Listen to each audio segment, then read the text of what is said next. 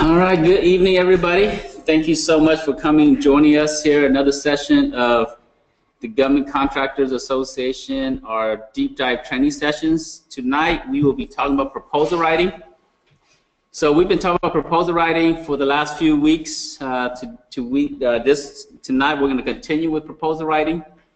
And I gave everybody a quick handout, and we're going to be training from that a little bit for tonight.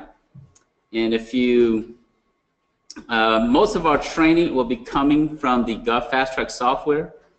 So if you don't have the software yet, at some point you want to get access to it, because all of our training and all the document that I do hand out, from time to time I hand out documents to kind of help it make it easier for you.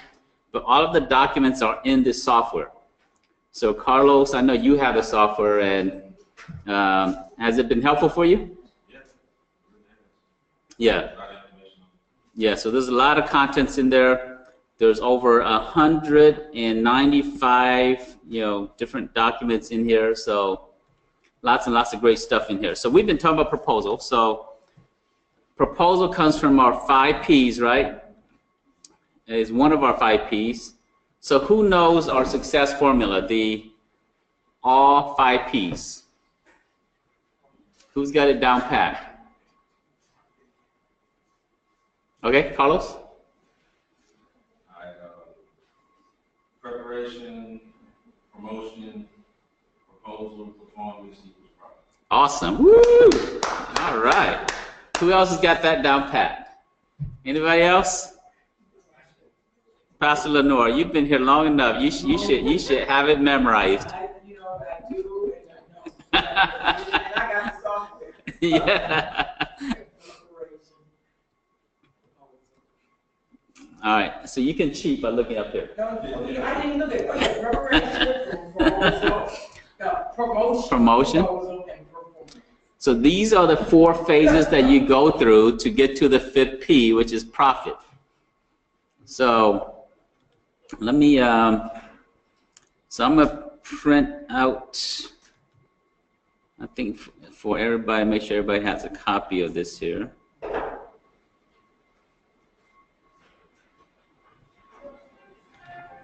Yeah, I think this is it right here. Okay. So I think there's two more copies, I think. Huh? So if you can, once you finish there, you go pick it up and bring the 2 copies in here. Oh, it's actually offline, because. Make sure you're on GCA. Oh yeah, it's on Origin now, so that's why it's offline. Where is that in the software? This is a new document, so I haven't updated it yet. Okay. That's why I handed it out to everybody tonight.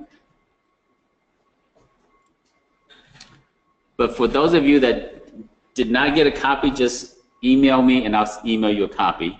But most of you should have a copy. So we're going to be talking about tonight, and I'm going to talk about the sections to proposals. So in your sheet, we're going to start here. Now, at the federal government level, there is the FAR, the Federal Acquisition Regulations. Now, anybody looked at the FAR at all? Anybody look? Okay, one person back there. Awesome. That's a serious government contractor there. That's what I'm talking about. It's fun reading, right? Yeah, I mean, for some of you, it's boring because they will put you to sleep. It's almost 2,000 pages. So, but there's different sections of it that you do want to read. And tonight we're going to talk about one part of it, which is the solicitation or the RFP requirements. So let's talk about that there. So the Federal Acquisition Regulation is the Bible for government contractors. So don't be like how you are. Some of you say you read the Bible, but you're a Christian, but you never read the Bible, or you're Muslim, but you never read the Quran. You know, so government contracting, the federal acquisition is the book of knowledge that you have to read. Now, you don't have to read all of it, but there's different key parts to it, and one of the key parts we're going to talk about tonight. So there are different sections to it, and I'm going to skip down to it. You can read the rest of the stuff, but I'm going to skip down and talk about the different sections so that we can start to look at it. So part 1 is section A. Section A of the solicitation is a 1-page, and it's called Standard Form 33. State agencies do it differently. Local agencies do it differently. So if you're doing work for the city of Atlanta, if you're doing work for the state of Georgia, they don't follow this format. Most of the trainings that we provide here, we train you from the federal government level, and then from that you can start to understand. Once you understand the government, the federal government, everything else is easier. So I'm going to train you from the format that's outlined for the federal government, because it's consistently, the regulation is consistently the same for all federal agencies.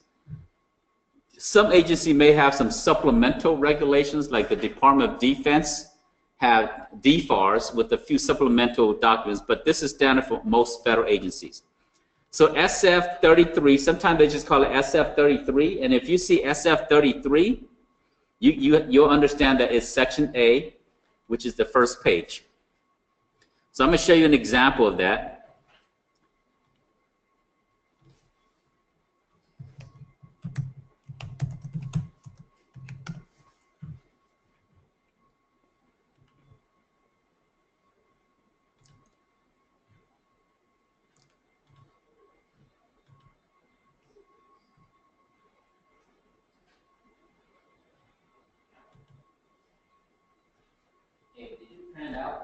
It can print.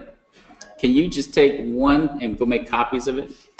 Because we need one more copy, right? Who did not get a handout tonight? Okay, so yeah, just take Carlos, borrow Carlos for now, and just go make a copy. So this is the SF form right here. And it will have the contract number. It will have the solicitation number. It's going to tell you if it's a sealed bid or if it's a negotiated RFP, and then it's going to tell you the date issued, who it was issued by. On this document here, there's one piece of this here that when you first come and look at this document, there's something you want to look at first before you look at anything else. Anybody know what that is? The due date, right? So you want to look at the due date. Let's see, where is the due date? Right here. So based on this due date here, if you see that it's due in 3 days and you're thinking, I don't have enough time to submit this here because I've got a big project I got to finish tomorrow, then don't worry about this project and let it go. Now, why should you let this project go? Excuse me? You may not, so part of you can't get ready in time, but be happy to let it go. You know why? Because there's another one. Again, it's not like there's a shortage of government money. If you don't win this one, or if you don't bid on this one, there's another one tomorrow. There's another one the next day. There's another one next month. In fact, there's probably about 20 tomorrow. There's another 30 the next day. It's just a matter of how many you want to go after. So there's not a shortage. There's plenty. So if it's not a good match, don't worry about it. Find one that's 2 weeks out. Find one that's 30 days out, and then bid on those projects. You can bid on as many as you want. Every time you submit a bid or a proposal, it's kind of like buying a lottery ticket. But the odds are not 1 in $2 billion or $200 billion, the odds are 1 in 3, 1 in 7. So your odds are very good. And because sometimes you might be the only one that's bidding on it.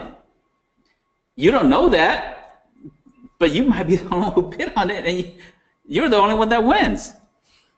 Sometimes there's 3 or 4 people. Now there are a few situations where I see 10 to 15 to 20, but those are the rare situations at the federal government level because they try to narrow it down. So when they set aside for women-owned, it eliminates a lot of competition. Or they set aside for 8A competition and different things like that. It allows you to compete in a small group of people. Zero bids? No bids? If there's no bidders, then they will extend the date and do some more marketing to get more people to be interested in the project. Every now and then, you might be surprised, but a contracting officer might email you and say, hey, would you be interested in bidding on this project? That's because no one's bidding on it. And if you get the email, should you say, maybe the next one, or what should you do? Bid on it. Bid on it. Because if they took the time to email you or to call you, that tells you that there's not a lot of interest in it, and they gotta have some people. And generally, they want to find about 3 people who's interested. And so if they're calling you, that means that they don't have enough, and you should bid on it. And then on this document, this SF-33, you want to make sure that you sign it, and at the very bottom, and then submit it back. So that's the SF form. Let's go to the next item. Section B in the solicitation is the price, is the services and the price. How to format your pricing. This talks about the contract line item number, which is what we call the CLIN, the contract line item number. And I'm going to give you an example of that. Different industries is a little bit different. So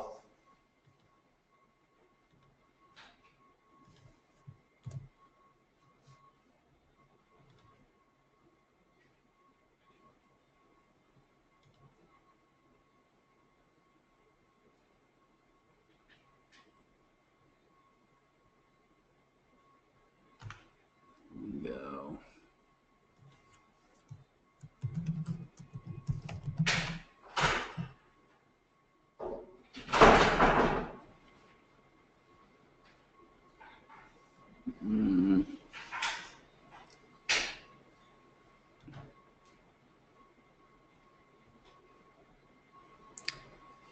Oh, actually, in fact, let me pull up a real one here.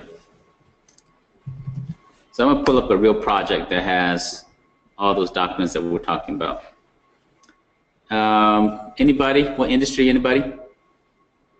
Industry? Health. Health. What area of health? Prevention. Okay, so let me just search health first, see what shows up. So I want to find a solicitation, and now it may not be exact industry that you're in, but I'm just going to use that as a keyword. So here's one here, solicitation.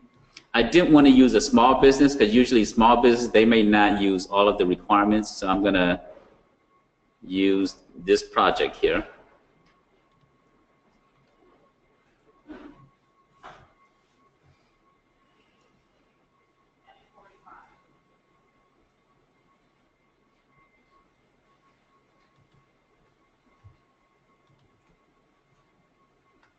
This is a statement of work. We go to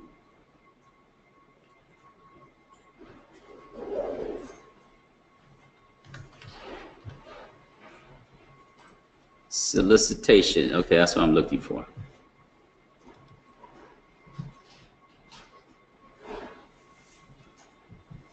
You see this here? So this is section A. And it's issued and so forth. The due date is October 30th. So there's 6 days before this one is due. And then you go into the different sections. So you see that section B is missing, right?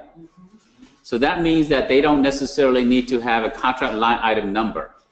So that's why section B is missing. And it's not because it's missing because they forgot it, it's because it's not part of this solicitation. And so if B is not there, it's okay. But you can see all the sections are here, and it's A through M. Now, the three most important sections are which part? L, M, and C. Those are usually the three most important sections that you want to. You don't have to read through all the other stuff. You do need to read it at some point. But when you first evaluating this here, because it might be 300 pages, you don't want to read through 300 pages just to evaluate to see if you can qualify for it.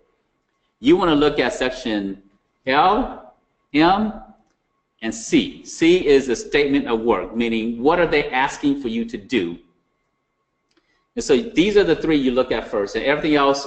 Once you look through these three sections and you say, oh, you know what, I want to do this here, then you go read through everything else. What is it? Excuse me? L and M is right here. So B is not in here, so we don't have an example of B, but that's okay.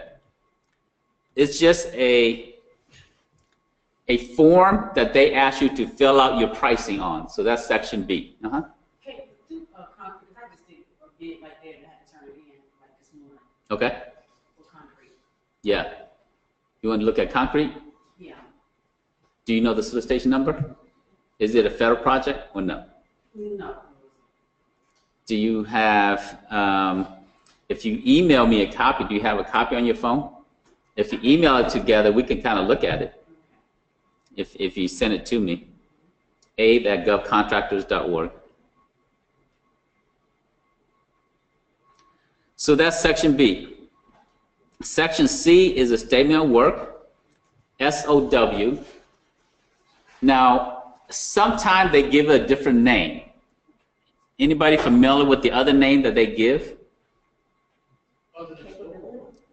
PWS. You familiar with the PWS? Performance Work Statement. It's the same thing as a SOW. So it's the same thing. Statement of work.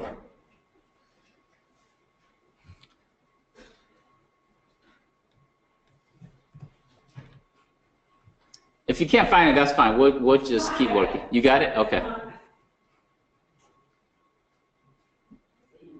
And then package D, or section D, is the packaging. This is how they want you to deliver the package to them, and whether it's going to be shipped and how they want it shipped. But that, that's not, again, it's not the most critical part, but you do need to know it when it's that time. Section E is the inspection and acceptance. F is the deliveries or performance of it. And I'm not going to spend time on a lot of these less critical sections. I'm going to spend more time on the more important section. Section G is the contract administrative data. And it goes into some compliance, different things in there. H is the special contract requirements. Any different, like... Example of what a special contract requirement would be? Yeah, so for example, if they want a specific type of model, they're going to specify it here. For example, they might ask for uniform, like police uniform, but they're not just going to say you can't just give them any police uniform. They're going to give you the model number. They're going to give you the thread count. They're going to give you all of that so that you get them the right one. So like they look into a catalog in a sense? They will tell you the manufacturer. They'll tell you all of that. And yeah. Section I is the contract clauses. all the attachments is in section J. So if they reference attachments and you go to section J and there's no attachments, that means they're missing something. And you might want to email them and say, hey, you said that there was an attachment, but I didn't see it. Can you provide me, or can you make that available? And every now and then they might make mistakes, and their mistake is they use a cookie cutter boilerplate template from the past, and they reference a attachment, but the new project does not have an attachment, and it could have been a mistake like that. Section K is just a lot of little check boxes that you want to check, and it just says, are you a woman-owned business? Are you a, it goes through all the requirements. Are you, do you own the business? Do you have insurance? Do you have this? Do you have this? Do you have this? Do you have this? And most of the time, you just read through it. You don't have to do anything. It's just part of you agreeing. When you agree to submit your proposal and you are awarded, then it's understood that you meet all these requirements. So section L is really what we want to spend time on. So let's go look at section L.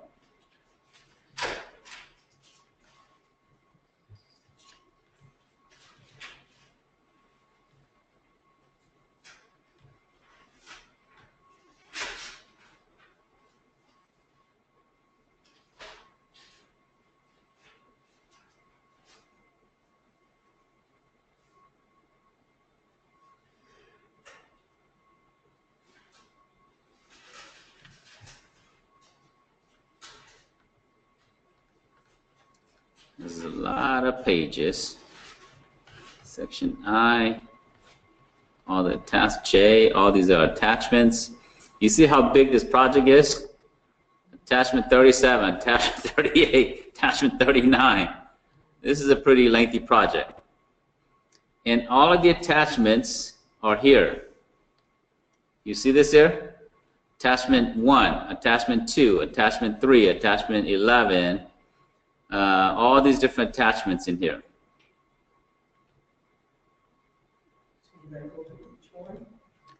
Yes.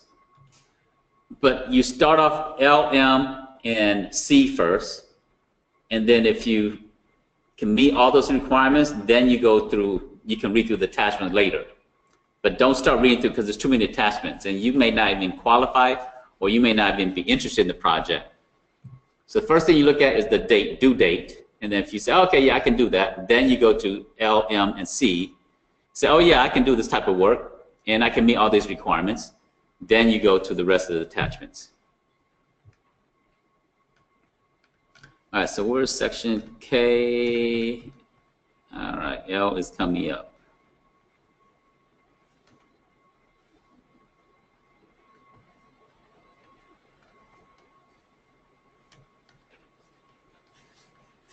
Oh, where is it?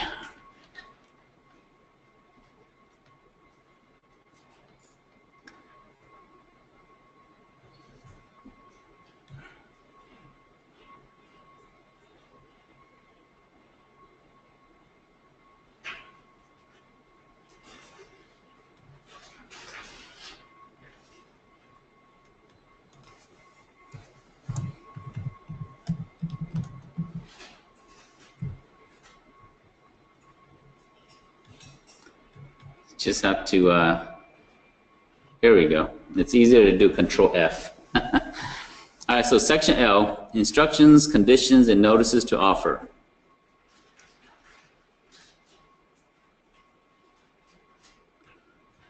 NAICS code, size standard. So you look at this here, NAICS code 562112. If you don't have this NAICS code on your SAM profile, what should you do? And you're interested in this project. Yes. Go to your SAM.gov profile and add this NAICS code to it before you submit the proposal. So that doesn't mean you can't bid on it. That just means you need to add it to your profile. And so if you're interested. Now, if your business is more than 10.5 million, can you bid on this project? No. It's only for a small business based on this NAICS code. Now it's 10.5 million, 3 years average. So if you had like a 9 million year and a 11 million year and a 5 million year, then you still average lower than 10.5 million, so you're still okay. But so you look at a few of these things here.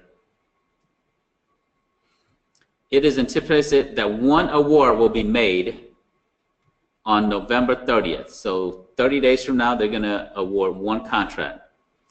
It is anticipated the award from this solicitation will be a 12-month IDIQ. Fixed price task order are anticipated. So what does this mean here? What's the IDIQ? Nice. Excuse me? That's nice. It's a good project. Yes. So on this project, it's going to be awarded to you for 12 months.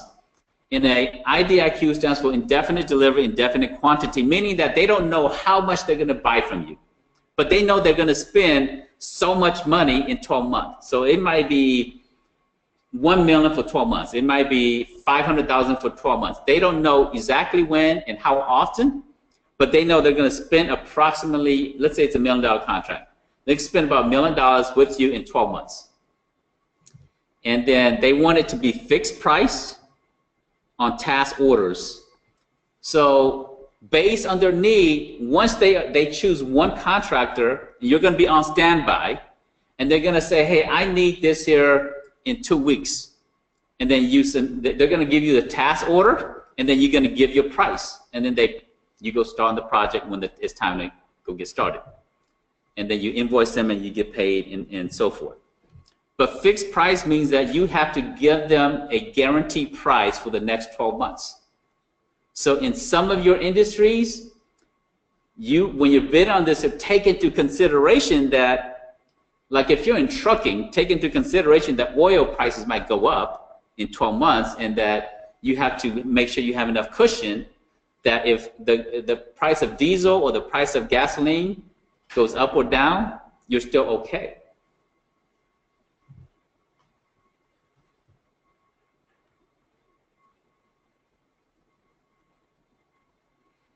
So this is an odd one, fixed price plus award fee. I actually haven't seen one of these. Fixed price means that the price is fixed. You can't change it, but the plus award fee is the first time I've seen this here. So let's see what this says here. The FPAF contract includes an estimated cost and an award fee amount that is paid based upon periodic evaluation of contractor performance.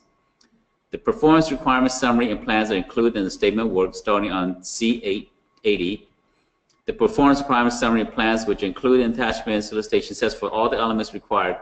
So there is a additional, so you get a fixed price plus they're going to give you if you meet certain metrics, they're going to give you more money. 85, remember when the 85 collapsed? Did you do any of those concrete work there? No? They gave a award. They said that if you finish the project in so many weeks, they receive what, like a $10 million bonus or something? It was substantial, huge, like $5 or $10 million bonus because they met the deadline. They finished it before the deadline, and the contractor received all that money. And then what the contractor did was they were grateful for all the subcontractors, so they passed some of that money to the subcontractor, and everybody got a piece of the pie. Yeah, so which is good, you know. Sometimes incentives makes everybody do better.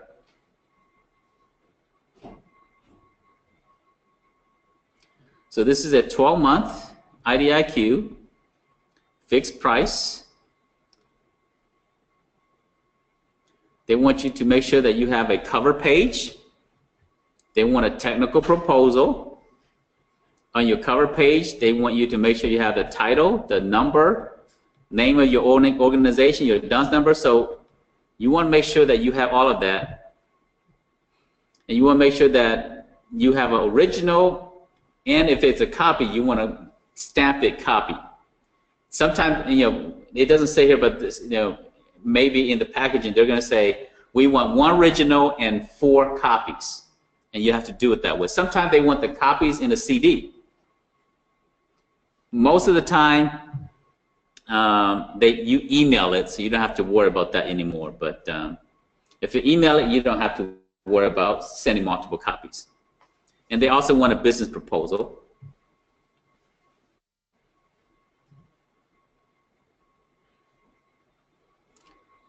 You must complete this form here, so which is attached. So you want to make sure that all these forms that they're asking, you must do that there.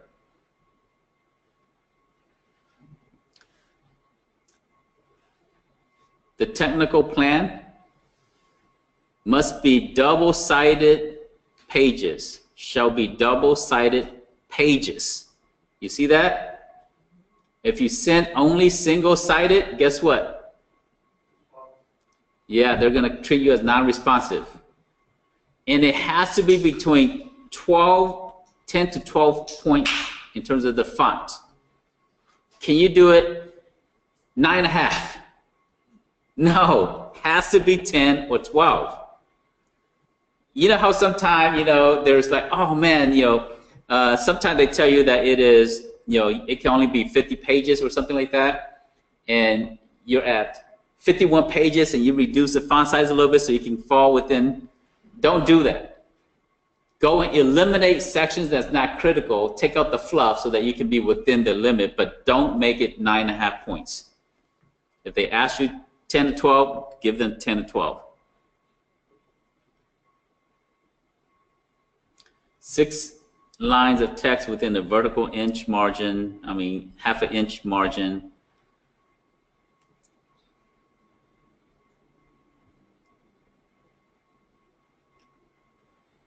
Potential award without discussion. They said they reserve the right to award a contract without discussion. That sometimes they take like the top 3 bidders that they're interested in, and they come and have you do an oral presentation, or they have a discussion with you. They're saying that they don't have to do that here. That's what they're waiving that part right there. They're going to use metric system instead of what's the other option? Metric and SAE.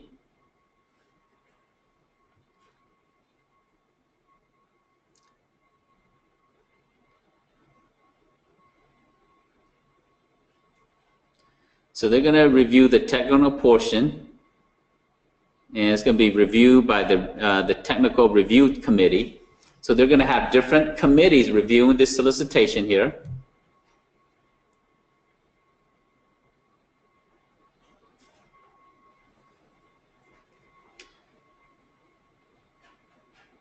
So if everything else looks good, then they're going to go to your cost and price analysis.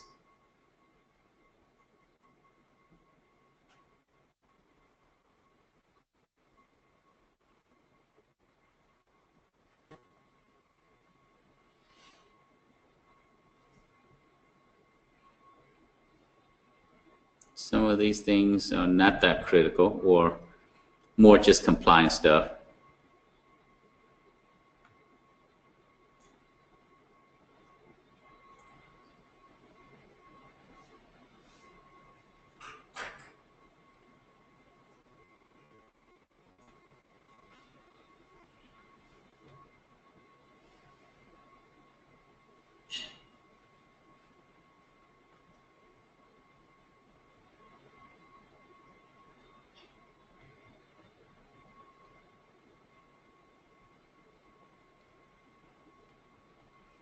Yeah, so lots of other little requirements. All right, so let's go to section M.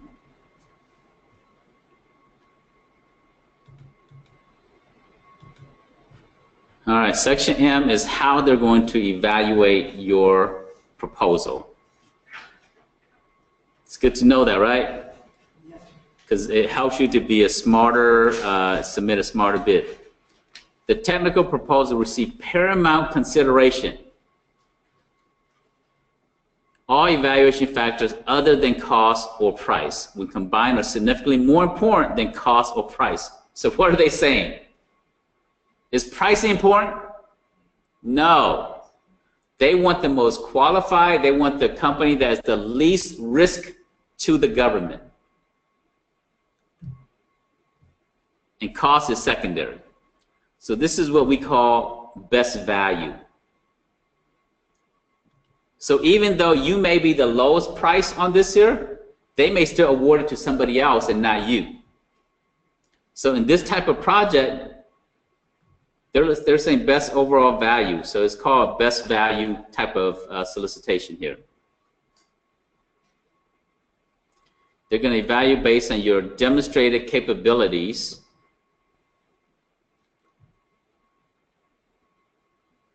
So your cost price, they just want to make sure that you're reasonable, that you're not, you know, selling them toilet seats for $10,000 a toilet seat. A hammer is $5,000. Each nail is $500, right? That's not reasonable.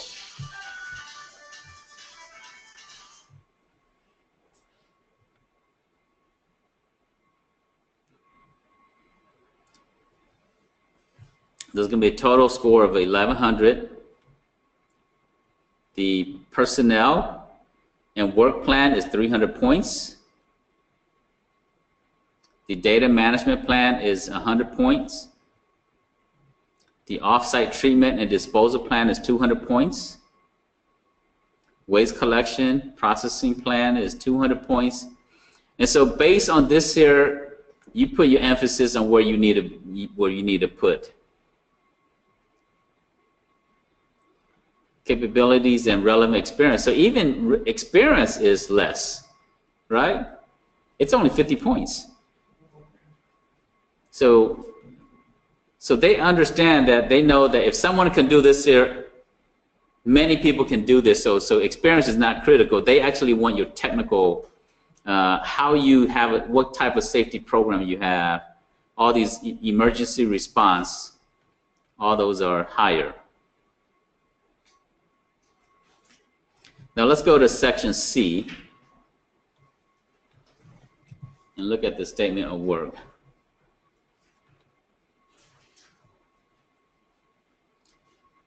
So this is where they actually talk about what you will be doing on this project and what you have to respond to. So they talk about, the first thing is reporting requirements. So there's going to be some reporting requirements. They want you to do some progress reports.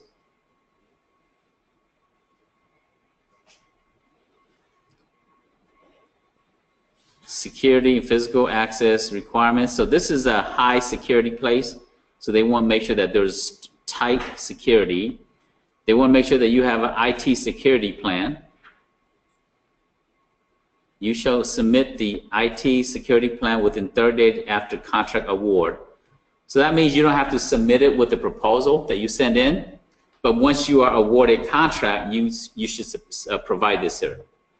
And usually, you know, there's things like they're going to say you need to have general liability $2 million, and right now you only have general liability insurance up to $1 million.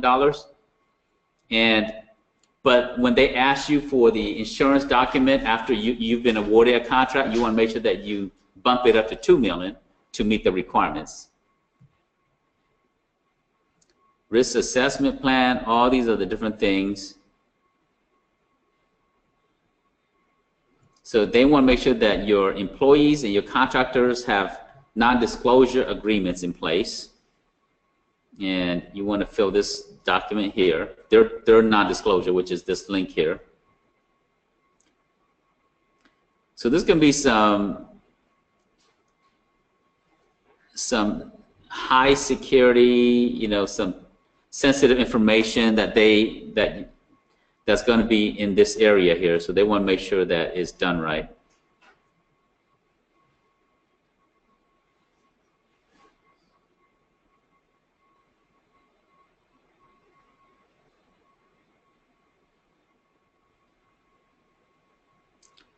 So that gives you a quick overview. There's a lot of other things, you know, that I want to cover tonight. So I want to cover pricing strategy tonight. And so that gives you a quick overview of section A through M. Let's look at some pricing strategies. And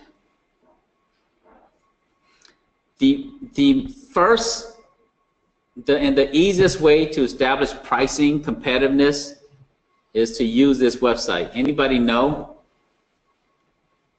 GSAadvantage.gov. So this is one of the most important websites. It should become one of your favorite websites. So any industry anybody wants us to look at? Electrical, okay. So I'm gonna put in here electrical, and it's a service. So I'm gonna hit go. Now what I'm doing is I'm looking at your competitors and their price, so that because you've been in the residential commercial market and now you're trying to go into the government market, you want to see how your pricing compares to the government and your competitors that's in the government. So I'm just going to choose, you know, randomly any one of these here, the first one here. So this is their GSA schedule. Electrical utility services. They have the schedule 03 FAC.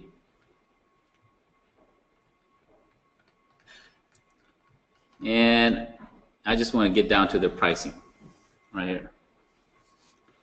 The operation manager is billed at $116 an hour. The project manager superintendent is $106. The foreman is at $42. The construction maintenance electrician is $42. The communications tech, the journeyman, the administrative assistant, $36. So how do you price? Too high, too low? I mean, it's like, I've always wondered, you know, going from the commercial to the federal, you know, I think between, like, if it's a David Beacon job, it's a non-David Beacon job, yeah, you have to look at what type of rates that you can charge, yeah, to be competitive, but still be profitable also. I mean, that operation manager is crazy. Well, it's good that someone's paying this here, right? So let's look at the second one. Enterprise electrical services. And I just want to, again, oh, that's all they have. They don't have their pricing on here. I don't see their pricing on here, so that's not good. Let's go to another one. So there's electrical equipment also. So all these electrical supply company. Let's look at this one here. Can you put in the Nexus number also? Or does it make a difference? Yeah, you can. But these are GSA schedule. So electrician is $46 an hour. Now this is the fully loaded rate, meaning that your overhead, your benefits, your fringe, everything is in this price. This is the billable hours that you charge to the government. Yes. This is not what you pay your electrician. He probably gets about 60%, 60%. Because a lot of times they'll tell you, sometimes they'll tell you what you have to pay the electrician per hour. Yeah, on Davis-Bacon projects, you have to pay them the minimum rate based on those Davis-Bacon rates. So for construction industries, and for some of you, you don't have to worry about rates like that. But if you're in construction-related projects, or if you're on Service Contract Act, you have to pay certain additional benefits to the employees and so forth.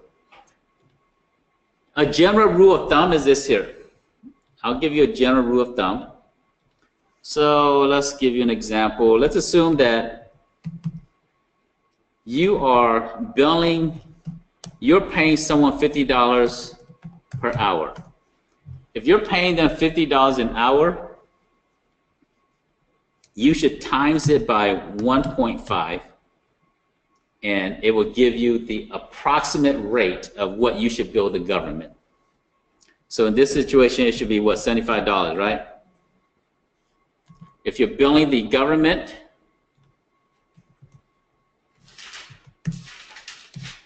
so if you're billing the government, or if you're paying your, let's say you're in IT software, and you're paying them $100 an hour times 1.5, that means you're going to be paying $150. You're going to be billing the government $150 per hour.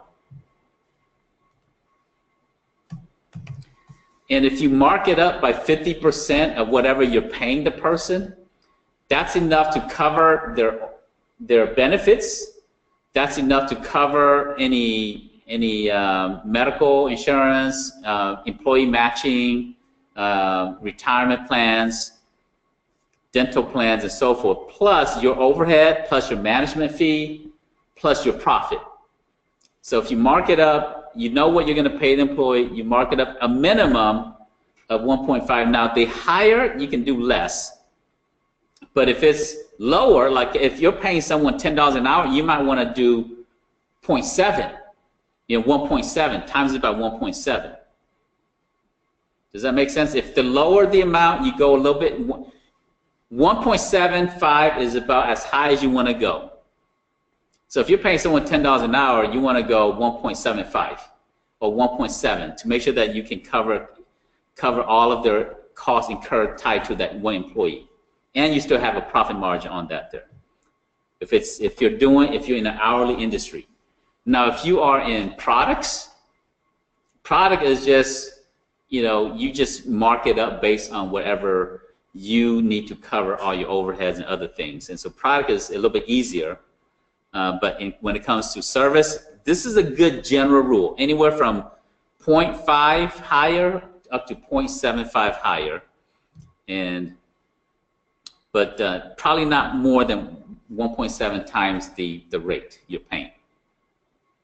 Any questions about this part? Does this help you to do pricing for your services? What's an ideal profit margin?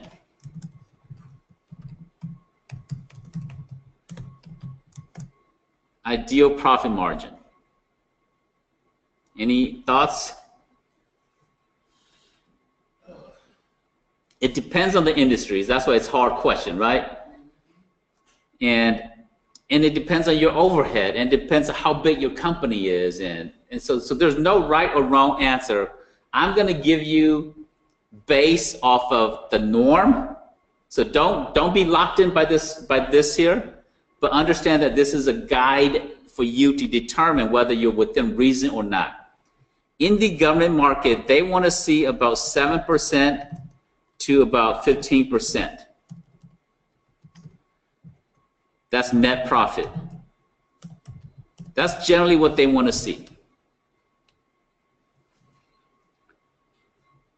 Now, if you are in a high-risk industry like asbestos removal, your profit margin needs to be 30%, even 35%, because you take on a lot more risk, and the insurance is higher, and so you're taking on more risk. You should make higher profit. If you're in a high-demand industry, such as blockchain technology, anybody know what blockchain is? Oh, nobody knows blockchain in the room. Andrew does, right? Yeah, Andrew knows. No one knows blockchain. In 1991, who knows what an email is? Right? Well, 93, we started knowing what an email is, but 91, only students, professors, government employees, they know what an email is. But by 93, the average person said, oh, you can send me an email at this, right? Yeah, the modem, AOL, you got mail. Back in the days, some of you too young to remember that. Well, we are on this cusp of a whole new industry, a whole new world. And blockchain is the technology behind it. Now, you've heard of Bitcoins. Who's heard of Bitcoins? Okay, most of you. So Bitcoin is the currency, but blockchain is the technology behind it. So for example, during the internet growth years, from the early 90s to the 2000s, there was about a 10-year period where there was this tremendous growth. And back then in 95, 97, 1997, 2000, if you didn't have a website, it was fine. Because as a business, all you need to do was be on the yellow pages, right? Now, who remembers the yellow pages? Some of you is like, what's a yellow page, you know? Because it's, you know, we have Google nowadays, right? Yes. But this new technology, the technology that created Bitcoins is called blockchain. And with blockchain, it can do many other different things. So whereas the internet changed the way information is dispersed and how we communicate, blockchain is going to change how we use money. Everything tied to the financial world. If you are financial services, you need to know blockchain. If you are in banking, you need to know blockchain. If you are in insurance, you need to know blockchain. If you are a business owner, you need to know blockchain. Because your business will be taking Bitcoins for payments. One day, you will receive money from your customers in Bitcoins. Amazon is taking money. Overstock is taking money in Bitcoins. People, we're going through a shift right now, and it's, for you, it's still a little early because you're a business owner, and less than 5% of the people in the world have Bitcoins. So no one's going to pay you Bitcoins yet, but it's going to happen very quickly.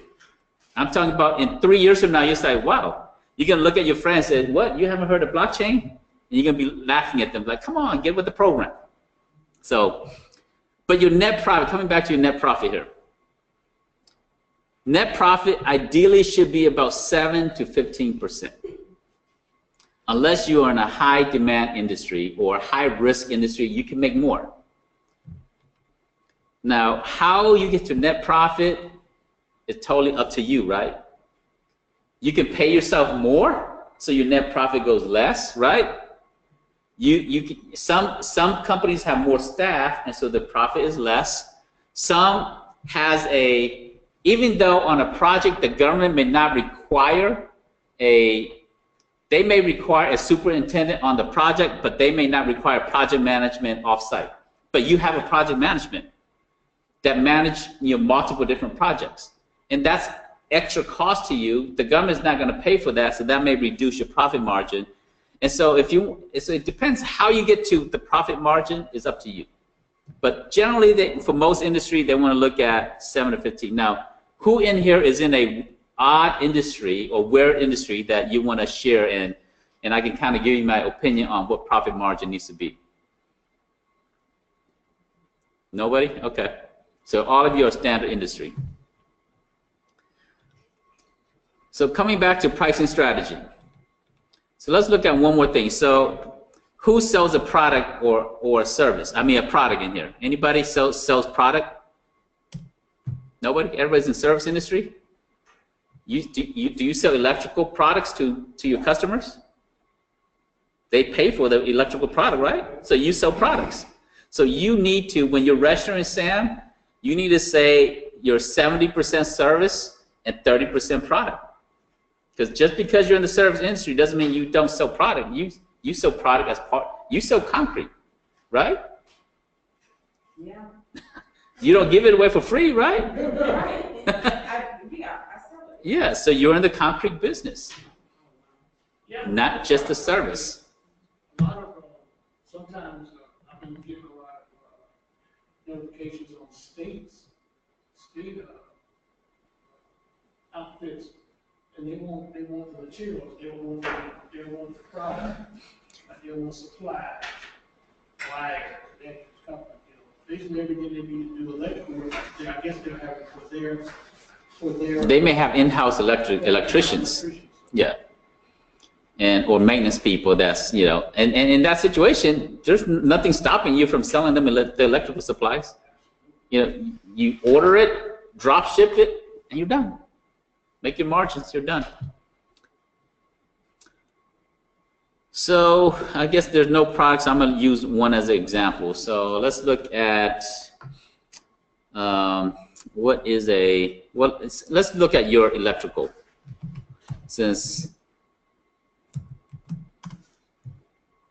and let's look at your industry, since so it can be more meaningful.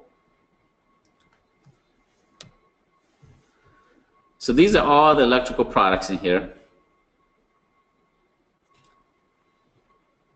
So this casing here, this company is selling to the government for $1.60. Is it? You have any idea? Is this about right? Yeah, that's probably about 30 to 40% higher. Okay. So for this duplex cover here is 53 cents. High or low? A little high. Okay. Maybe 10, 15 cents. Okay. For this copper device here, $9.38. That's probably about right. This hospital grade. Okay. All right.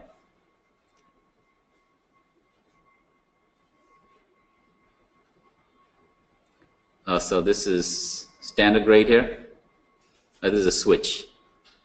Yeah, it's a duplex switch. Yeah. 543 That's pretty good. ballpark. Yeah. Mm-hmm. So, for example, if you see this here, right? There's 7 sources that can provide this here. So I'm going to click on the image.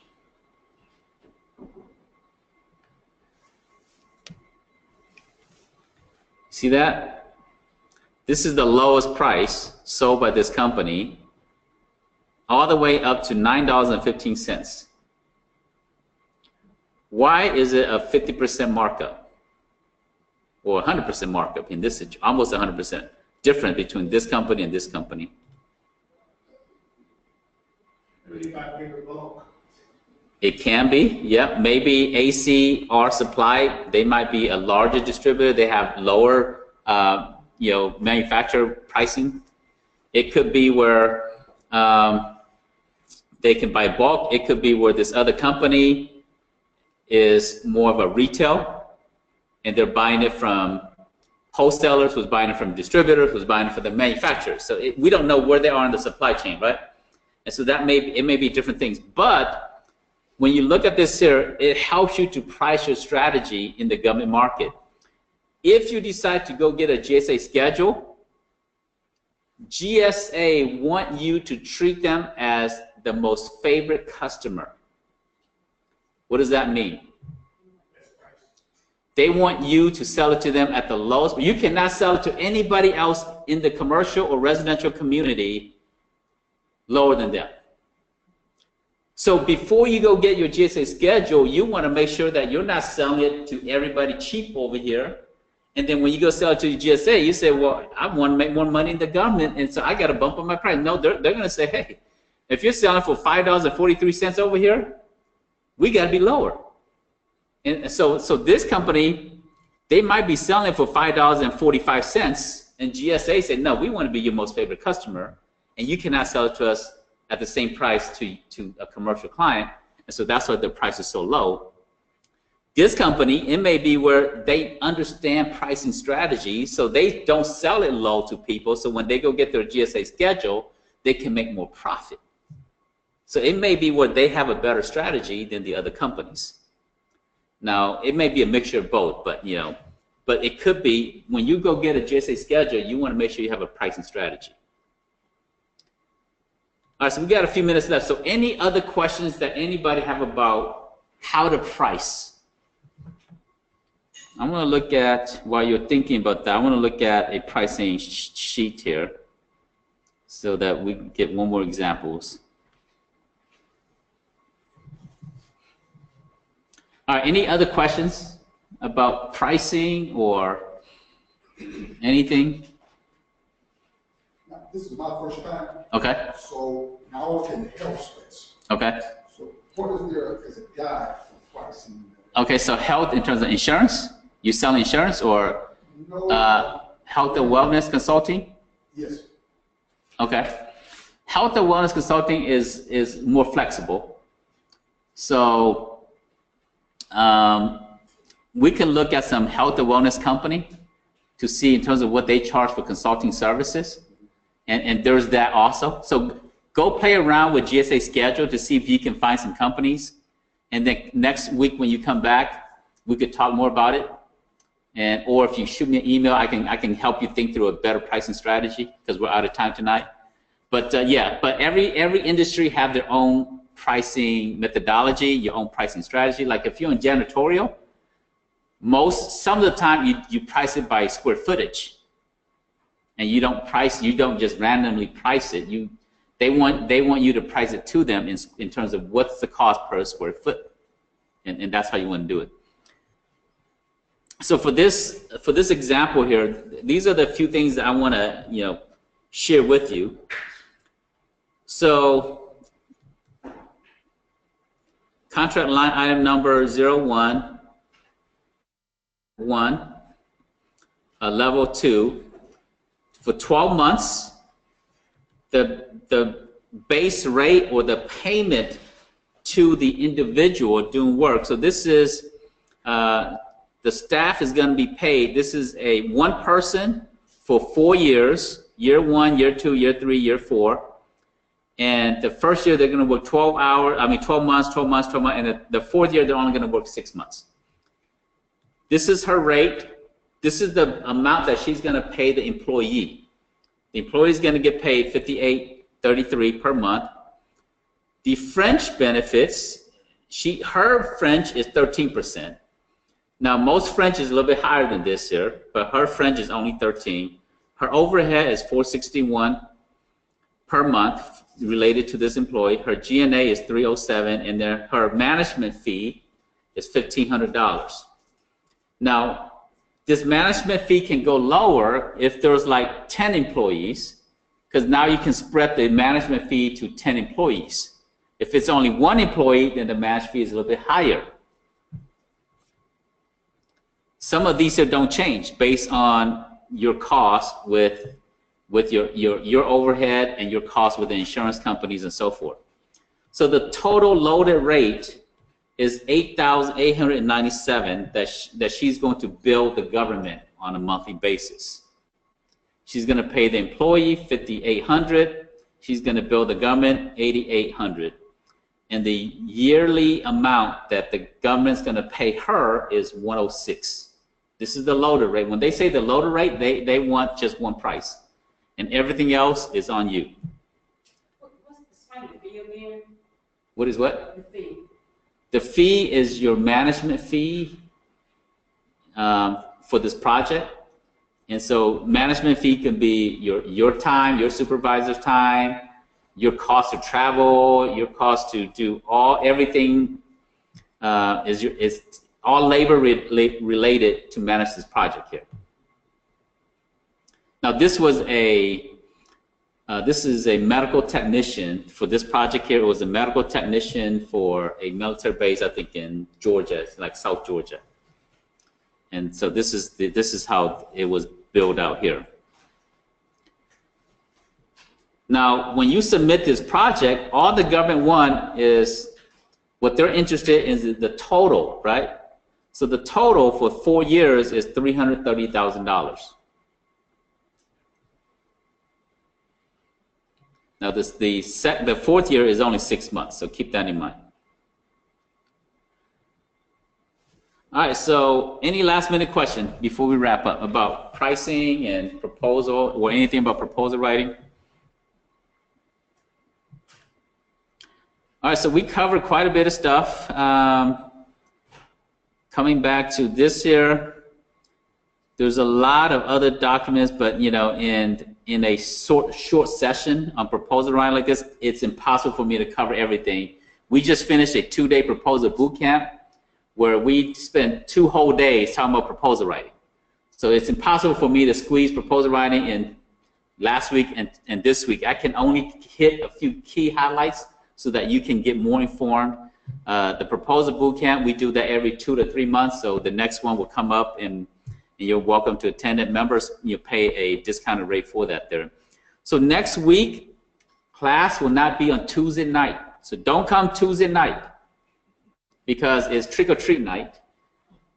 So we're not going to have class at night because we want you to spend time with family and so forth. But we will have sessions. We will have class next week. On Tuesday, it will be 11:30 to about 1 o'clock. Will we be what? Yeah, we'll be here. I mean, we're here all the time, but our session, instead of Tuesday night, we're only going to have one session. We're not going to have office hours. We're not going to have deep dive. We're just going to have one session on Tuesday at 11:30 to about 1 o'clock. And the topic for that is going to be about success stories from some of our members. We're going to bring in about 6 people. 3 of them they can't physically come, so they recorded their statement. And then 3 will physically come here, and they're going to share their stories of how they got started in the government space and what they've learned, mistakes they've made, and how GC has been a very important part of their journey. So they're going to come and share their story a little bit. And then I'm going to do a 30-minute lesson on 12 steps to winning government contracts. So that's next week, 11:30 to 1 o'clock. And so come for that, and I will see everybody next week.